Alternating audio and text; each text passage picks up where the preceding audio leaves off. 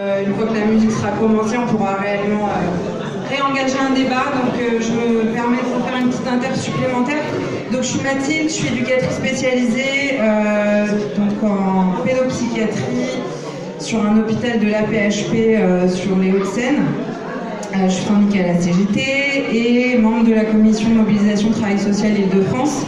Donc une commission dont Baptiste a parlé, qui avait ambition de regrouper un peu tous les éducs, travailleurs sociaux du secteur qui ont envie de bagarrer et parfois un peu isolés dans leur boîte. Donc une ambition, on a pu se tester, on a pu faire aussi des démonstrations. Je pense qu'aujourd'hui on peut se dire humblement qu'on participe à la construction de la mobilisation dans le secteur.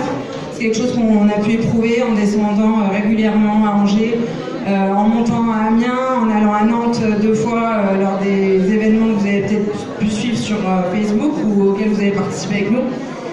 En venant aujourd'hui ce soir, c'est aussi le sens de notre démarche. Là aujourd'hui, de quoi on aurait besoin pour construire une mobilisation à la hauteur des enjeux et des attaques, c'est des liens qu'on construit comme ceux aujourd'hui, on sera là mardi à Lille, mais c'est un mouvement d'ensemble. On voit bien jusqu'où les équipes combatives sont obligées d'aller pour se faire entendre. On pense au Rouvray, ils ont été obligés de mettre leur vie en danger, d'aller jusqu'en grève de la faim.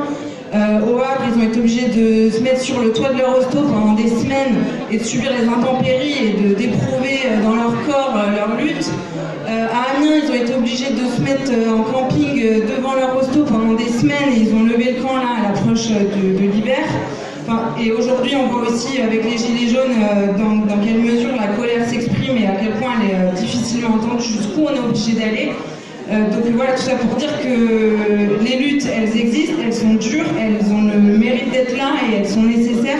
Par contre, tant qu'elles restent isolées, elles sont, les victoires qui sont arrachées, quand elles sont arrachées, elles restent partielles, elles restent fragiles.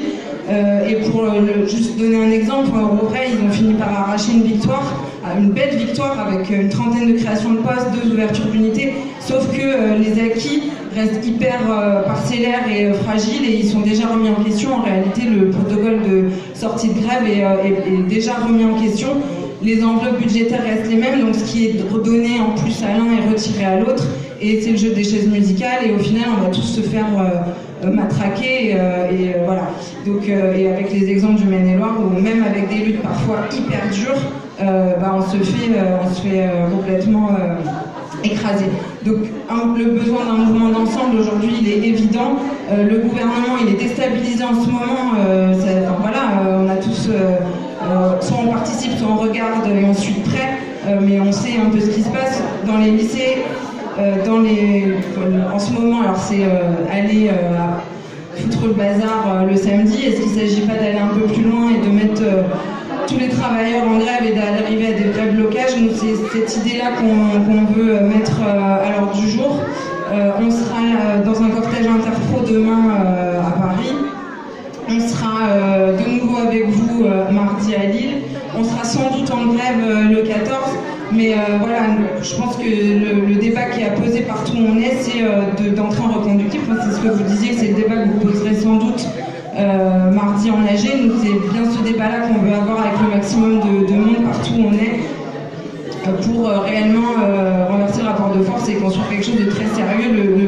Le climat nous permet de penser que c'est vraiment le moment.